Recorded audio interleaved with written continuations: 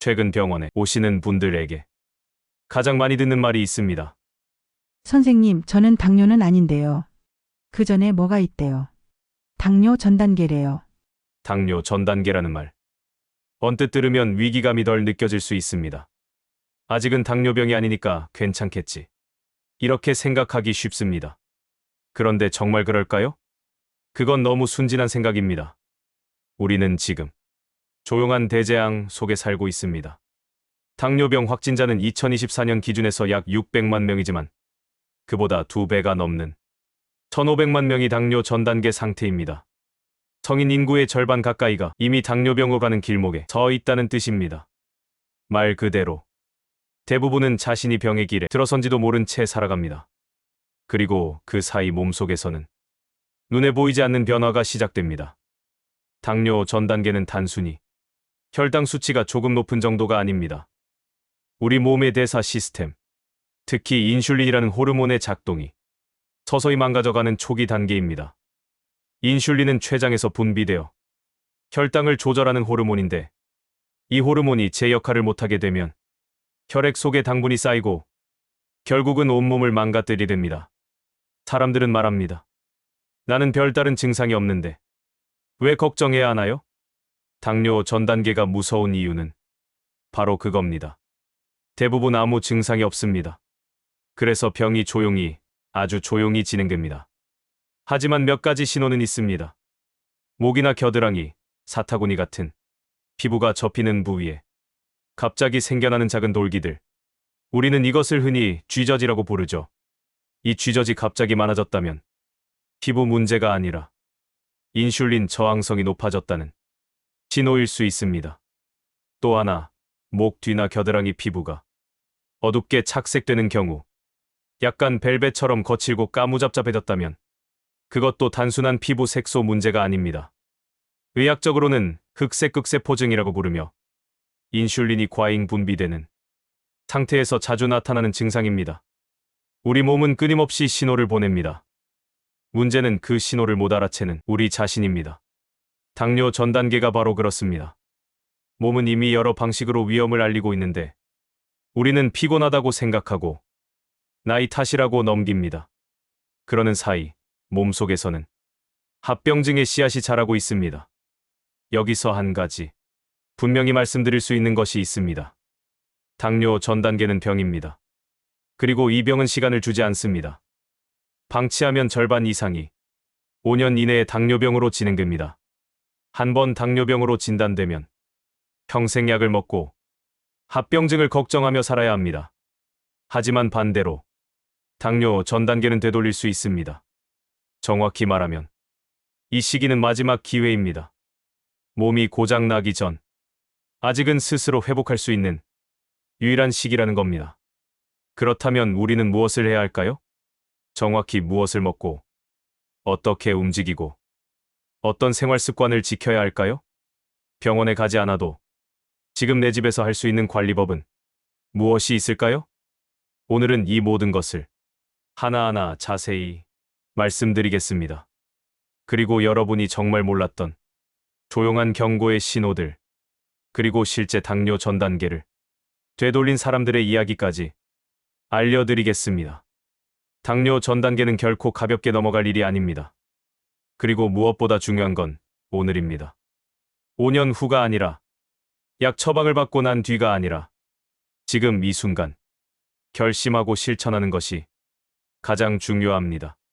이 영상이 여러분의 췌장을 지키고 여러분의 삶을 지키는 결정적인 계기가 되기를 진심으로 바랍니다. 이런 건강 정보를 더 알고 싶으신 분들은 노년의 복TV 구독과 좋아요, 알림 설정까지 부탁드립니다. 여러분의 건강한 내일을 위한 정보, 저희가 책임지겠습니다. 제1장 쥐적과 목의 검은 살, 그것은 당뇨의 피부 신호다. 당뇨병은 혈액의 병이지만 가장 먼저 반응하는 건 피부입니다. 피부는 우리 몸에서 가장 넓은 기관입니다. 그리고 외부 환경뿐 아니라 내부의 변화를 가장 빠르게 반영하는 조직이기도 합니다. 가장 먼저 주목해야 할 피부 신호는 쥐저지입니다. 작고 물렁한 살덩이, 근이 목이나 겨드랑이, 사타구니 같은 접히는 부위에 생깁니다. 의학 용어로는 스킨태그, 즉 피부의 꼬리처럼 돌출된 조직입니다. 단순히 나이 들면 생기는 것으로 알고 계신 분들이 많지만 그렇지 않습니다. 이 쥐젖은 인슐린 저항성이 높아졌다는 아주 분명한 경고입니다. 특히 갑자기 개수가 늘거나 크기가 커졌다면 더욱 그렇습니다. 인슐린이 과다 분비되는 상태에서 피부 세포의 과도한 성장이 일어나 결국 이런 돌기 형태로 나타나는 것이 바로 쥐젖입니다. 그 다음 신호는 검은 목살입니다. 어느 날 거울을 보다가 목 뒤가 어두워졌다는 걸 느끼셨다면 혹시 때가 낀 것 아닌가 하고 샤워기 3개 틀고 문지르신 적 있으실 겁니다. 그런데 아무리 씻어도 지워지지 않습니다.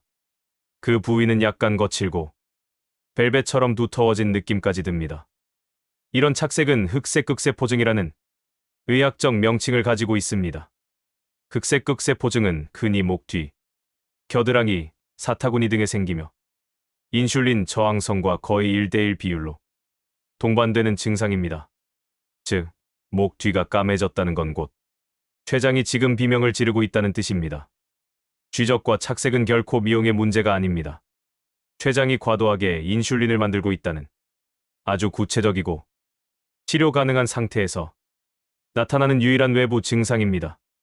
정확히 말하면 몸이 나를 살리기 위해 마지막으로 주는 기회입니다.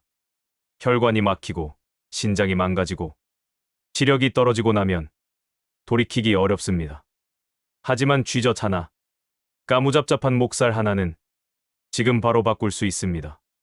그래서 오늘 본론의 첫 번째 장은 이렇게 시작합니다. 당신의 피부는 이미 알고 있습니다.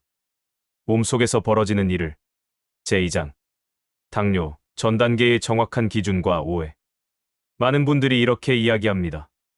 당뇨, 전 단계라고 하는데요. 그냥 주의만 하면 된다더라고요. 약은 안 먹어도 된다니까 괜찮은 거 아닌가요? 당뇨 전 단계를 단순한 주의 단계로 생각하신다면 그건 너무 순진한 생각입니다. 이 단계는 이미 몸이 당 조절 능력을 잃기 시작한 시점이며 막지 않으면 수년 내에 절반 이상이 실제 당뇨병으로 넘어갑니다. 그럼 정확히 어떤 상태를 당뇨 전 단계라고 부를까요? 우선 공복 혈당입니다. 하룻밤 금식 후 측정한 공복 혈당이 100 이상, 125 이하일 경우 정상도, 당뇨도 아닌 애매한 구간에 들어갑니다. 바로 이 수치가 첫 번째 기준입니다. 두 번째는 식후 혈당입니다. 75g의 포도당을 섭취한 후 2시간 뒤 측정한 혈당이 140에서 199 사이면 역시 당뇨 전 단계로 분류됩니다. 200이 넘으면 당뇨병이고 139 이하면 정상입니다. 마지막으로 당화혈색소 수치입니다.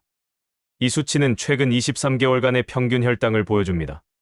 5.6% 이하는 정상, 5.7 이상에서 6.4까지가 당뇨 전 단계이며 6.5% 이상이면 당뇨병입니다. 다시 말해, 공복 혈당이 100에서 125까지, 식후 혈당이 140에서 199까지, 당화혈색소 5.7에서 6.4까지, 이 세 가지 중 하나라도 해당되면 이미 당뇨 전 단계에 들어섰다고 봐야 합니다. 문제는 이 수치들이 일상에서 체감되지 않는다는 점입니다. 사람들은 수치가 아니라 증상을 통해 병을 인식합니다. 고열이 나야 병원을 가고 통증이 있어야 약을 먹습니다. 하지만 당뇨 전 단계는 아무런 증상도 없이 진행됩니다. 조용히, 천천히, 그러나 확실하게. 이 시기에는 혈관, 신경, 장기들이 이미 손상을 입기 시작합니다. 실제로 연구에 따르면 당뇨 전 단계 환자들 중 일부는 눈, 신장, 신경의 미세한 손상이 이미 진행 중인 경우가 많습니다. 즉, 아직 당뇨가 아니라고 안심하고 있는 동안 합병증은 조용히 싹을 틔우고 있다는 겁니다. 당뇨 전 단계를 경계선 정도로 생각하시는 분들이 많지만 사실 이 단계는 질병의 시작입니다. 이 단계를 미리 잡느냐, 못 잡느냐에 따라 나머지 인생의 건강이 결정됩니다. 당뇨 전 단계는 기다리지 않습니다. 오늘 관리하지 않으면 내일은 더 나빠져 있습니다. 시간이 갈수록 췌장은 지치고 인슐린은 버티지 못합니다. 그리고 어느 날 혈당이 126을 넘어서고 당화혈색소가 6.5를 넘어서면 그땐 더 이상 되돌릴 수 없습니다. 그러니 지금입니다. 공복 혈당, 식후 혈당, 당화혈색소. 이 세 가지 숫자를 기억하세요. 그리고 정기적으로 확인하세요. 이 숫자들이 여러분의 건강을 바꾸고 인생을 지켜줍니다. 제3장 혈당을 잡는 음식 세 가지. 계란, 그릭 요거트, 양배추. 당뇨 전 단계를 되돌릴 수 있는 방법 중 가장 실질적인 것. 바로 식사입니다. 우리는 하루 3번, 아니 그보다 더 자주 음식을 먹습니다. 그리고 그 음식은 바로 내 혈당에, 내 췌장에 직접적인 영향을 줍니다. 사람들은 흔히 말합니다. 식사 조절, 정말 어렵다. 뭘 먹어야 할지 모르겠다. 그래서 오늘은 제가 수많은 환자들과 상담하고 관찰한 결과 혈당 조절에 가장 효과적인 3가지 음식을 말씀드리겠습니다. 어렵지 않습니다. 바로 계란, 무가당 그릭 요거트, 그리고 양배추입니다. 먼저 계란입니다. 계란은 단백질과 지방으로 이루어져 있습니다. 탄수화물이 거의 없습니다. 그래서 혈당을 올리지 않습니다. 게다가 포만감이 아주 큽니다. 밥 한 공기를 먹는 것보다 계란 2알을 먹는 것이 훨씬 더 포만감을 주고 혈당도 안정적으로 유지됩니다. 게다가 계란에는 콜린, 루테인, 비타민 D 등 노년기에 필요한 영양소가 풍부하게 들어 있습니다. 계란은 아침 공복에 드셔도 좋고 삶아서 간식처럼 드셔도 좋습니다. 두 번째는 무가당 그릭 요거트입니다. 많은 분들이 요거트는 혈당에 나쁜 거 아닌가? 유당이 있으니까 당을 올리는 거 아닌가? 이렇게 오해하십니다. 맞습니다. 시중에 파는 일반 요거트는 당이 많습니다. 하지만 전통 방식으로 만든 그릭 요거트, 특히 무가당 제품은 전혀 다릅니다. 그릭 요거트는 수분과 유청을 제거한 꾸덕꾸덕한 형태로 유단백 함량이 아주 높고 탄수화물은 낮습니다. 100g당 탄수화물이 5g 이하인 제품을 고르신다면 당뇨 전 단계 환자에게는 정말 훌륭한 단백질 공급원이 됩니다. 무가당 그릭 요거트는 장 건강에도 도움이 됩니다. 유산균이 풍부해서 장내 염증을 줄이고 장내 환경을 안정시키면서 혈당에도 좋은 영향을 미칩니다. 세 번째는 양배추입니다. 양배추는 식이섬유가 아주 풍부한 채소입니다. 하루에 필요한 식이섬유 권장량이 25g 정도인데 양배추 한 접시만으로도 상당량을 채울 수 있습니다. 양배추는 혈당의 흡수를 늦춥니다. 밥이나 빵 같은 탄수화물과 함께 먹었을 때 혈당이 급격하게 올라가는 것을 막아주는 작용을 합니다. 이것을 혈당 스파이크 억제 효과라고 합니다. 또한 양배추에는 비타민 U라는 위장 점막을 보호하는 성분이 들어 있어서 소화기 건강에도 좋습니다. 그래서 양배추에서 추출한 위장약도 나올 정도입니다. 양배추는 데쳐서 먹어도 좋고 생으로 썰어서 샐러드로 먹어도 좋습니다. 심지어 계란이나 그릭 요거트를 싸서 드시는 것도 가능합니다. 이 세 가지 음식, 계란, 그릭 요거트, 양배추는 모두 혈당을 안정시키고 포만감을 주며 췌장의 부담을 줄여주는 훌륭한 식품들입니다.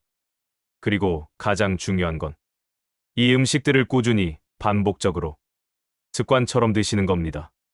하루 한 끼만 바꾸셔도 혈당 곡선은 바뀝니다. 췌장의 피로는 줄어듭니다. 그리고 결국 당화혈색소 수치도 달라집니다. 음식은 약보다 강력합니다. 특히 당뇨 전 단계에서는 더더욱 그렇습니다.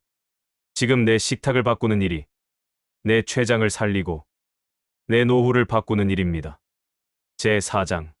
근육은 제2의 췌장이다. 당뇨 전 단계에서 가장 오해받는 사실 중 하나는 나는 마른 체형이라 걱정 없다는 생각입니다. 하지만 당뇨 전 단계는 체형이 아니라 근육량과 인슐린 감수성에 더 밀접하게 관련되어 있습니다. 여러분, 근육은 단순히 몸을 움직이는 조직이 아닙니다. 근육은 제2의 췌장이라고 불릴 만큼 우리 몸의 혈당을 조절하는 데 중요한 역할을 합니다. 식사를 하면 혈당이 오릅니다. 그러면 인슐린이 분비돼 그 혈당을 간, 지방세포, 그리고 근육으로 보내 저장하게 됩니다. 그런데 근육이 부족하면 이 저장 공간이 줄어들고 결국 췌장이 더 많은 인슐린을 만들어야 하죠. 이렇게 췌장이 과로를 하다 보면 결국 인슐린 저항성이 생기고 당뇨로 진행되는 것입니다. 특히 50대 이후부터는 근감 소증이 빠르게 진행됩니다. 특별히 다이어트를 하지 않아도 매년 1%씩 근육이 줄어들기 시작합니다. 이 상태에서 체중이 빠지면 지방보다 근육이 더 빠지는 경우도 많습니다. 이런 분들이 계십니다. 체중은 별로 안 나가고 배도 안 나왔는데 직후 혈당이 이상하게 높다. 혹은 당화혈색소가 6.0 이상 나왔다. 이럴 경우 인바디 검사를 해보면 거의 대부분 근육량이 부족한 상태입니다. 특히 허벅지 근육이 눈에 띄게 줄어들어 있죠. 우리 몸에서 가장 큰 근육은 하체, 그 중에서도 허벅지입니다.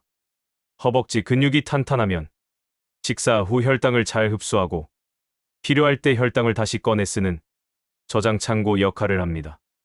그래서 당뇨 전 단계 환자에게는 직후 걷기와 함께 근육 운동이 필수입니다. 운동이라고 해서 거창한 헬스장이 필요하지는 않습니다. 집에서 매일 10분, 의자를 이용한 스쿼트, 계단을 천천히 오르내리기, 벽에 손을 대고 하는 푸시업, 이런 것들만으로도 허벅지, 팔, 복부 근육을 충분히 자극할 수 있습니다. 근육을 만들기 위해서는 단백질 섭취도 중요합니다. 나이가 들수록 단백질의 흡수율은 떨어지기 때문에 의식적으로 단백질을 잘 챙겨야 합니다. 가장 좋은 단백질 공급원은 앞서 말씀드린 계란, 요거트 외에도 닭가슴살, 두부, 생선, 두유 같은 것들입니다. 특히 아침이나 저녁 공복에 단백질을 넣어주면 근육 회복과 유지에 더 도움이 됩니다. 운동은 혈당을 낮추는 가장 빠른 방법이기도 합니다.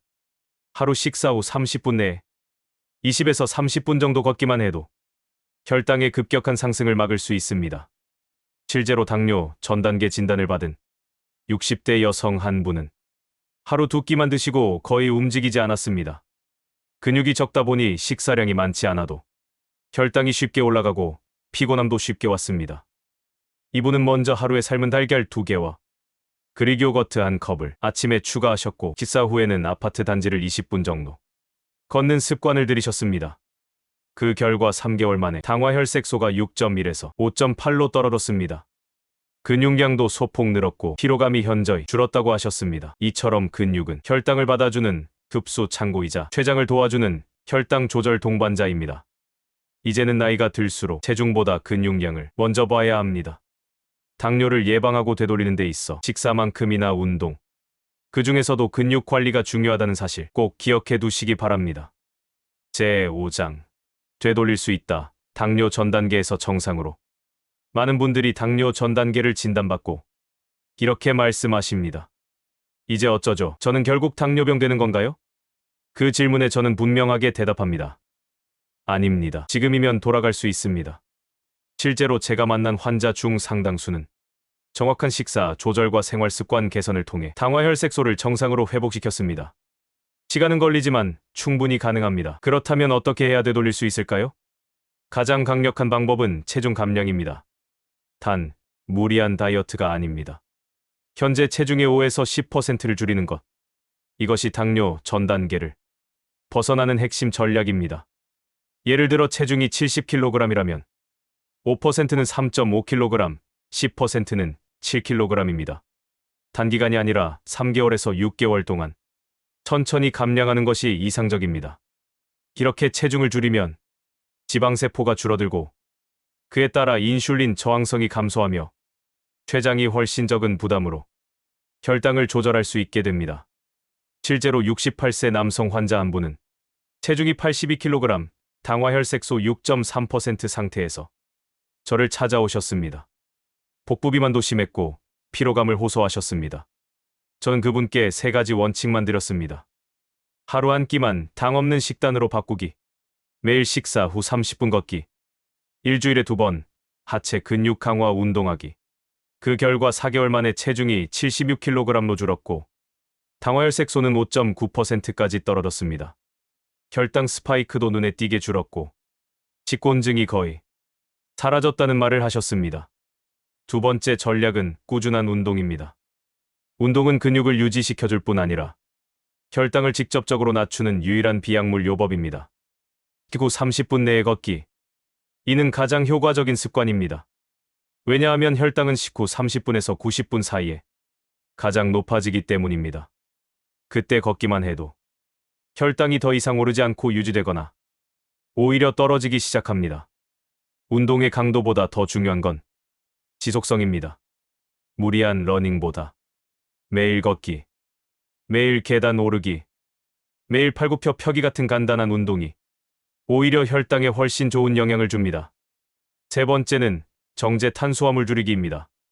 흰쌀밥, 흰 밀가루, 설탕, 과자, 빵, 음료수.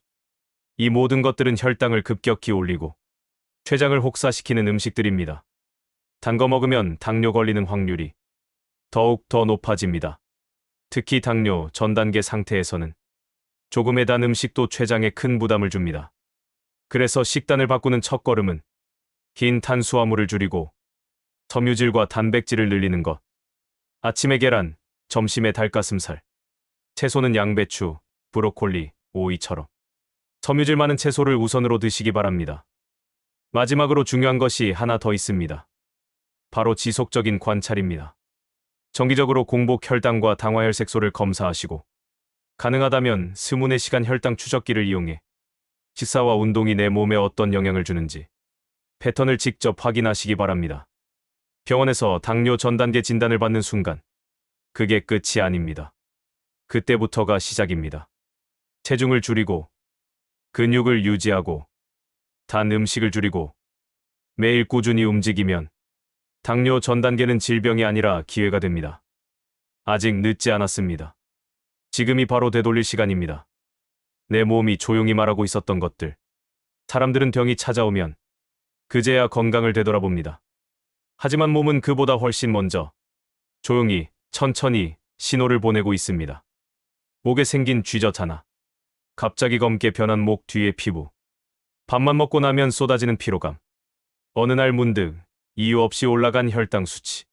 이 모든 건 몸이 나를 살리기 위해 내보낸 목소리입니다. 병원 진단보다, 검사 수치보다 먼저 몸은 스스로의 언어로 경고를 보내고 있었던 겁니다. 당뇨 전 단계는 병이 아닐 수도 있습니다. 하지만 그 아니란 생각이 곧 병을 불러옵니다. 무섭게 들릴 수도 있습니다. 그러나 이 사실을 아는 것, 그리고 지금 행동으로 옮기는 것이 우리를 지키는 유일한 길입니다. 정말 많은 분들이 말합니다. 난 늦었어. 이 나이에 뭘 바꿔. 하지만 저는 이 말을 드리고 싶습니다. 건강에는 나이가 없습니다. 어떤 분은 70이 넘어서 혈당을 되돌렸고, 어떤 분은 60대 후반에 처음 운동을 시작해 당화혈색소를 정상으로 되돌렸습니다. 우리는 모두 돌아갈 수 있습니다. 몸이 망가지기 전이라면 의지와 습관만으로 병을 되돌리는 건 충분히 가능합니다. 오늘부터 달라져야 할 것은 거창한 식단도 고된 운동도 아닙니다. 하루 한 끼의 작은 변화, 식사 후 30분 걷는 습관, 매일 체중과 혈당을 메모하는 마음, 그것이 췌장을 지키고 몸의 균형을 다시 맞추는 시작입니다. 건강은 늘 반복에서 만들어집니다. 나를 해치는 반복이 있듯 나를 살리는 반복도 있습니다. 물 한 잔을 먼저 마시는 아침, 조금 천천히 먹는 식사, 단 것을 거절하는 선택, 밤 10시 전에 눕는 습관, 이런 것들이 쌓이면 당뇨 전 단계는 어느새 사라지고 몸은 다시 본래의 리듬을 되찾게 됩니다. 이 영상을 보신 분들이라면 이제 그 가능성을 알고 계십니다. 그리고 그 선택은 이제 당신의 몫입니다. 혹시 두렵다면 이 말을 기억해 주세요. 몸은 언제나 스스로 회복하려는 본능을 가지고 있습니다. 우리가 그 회복을 방해하지 않고 조금만 도와주기만 하면 됩니다. 당뇨병으로 향하는 길은 분명히 있지만 그 길에서 돌아설 수 있는 출구도 언제나 가까운 곳에 있습니다. 이 영상이 그 출구로 가는 작은 물빛이 되길 바랍니다. 이 영상이 조금이라도 당신의 건강한 노후에 도움이 되셨다면 구독, 좋아요, 알림 설정 부탁드립니다. 감사합니다.